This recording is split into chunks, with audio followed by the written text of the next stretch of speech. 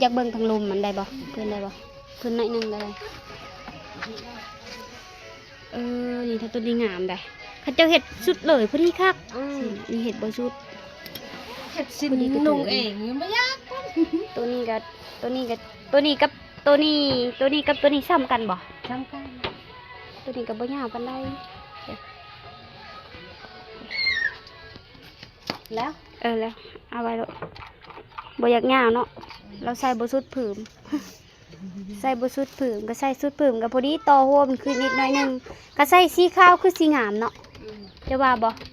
ก็ใส่หัวอันนี้มันนี่ใส่สีขาวแบบเฮาใส่สินหมกหั่นเด้แบบเฮาใส่สินตัวนั้นฮะแจวนตื่นปัวโอ้ยเฮ็ดแบบนี้นี่คือคันว่าเฮาใส่สีขาวเท่าไหร่เจ้าให้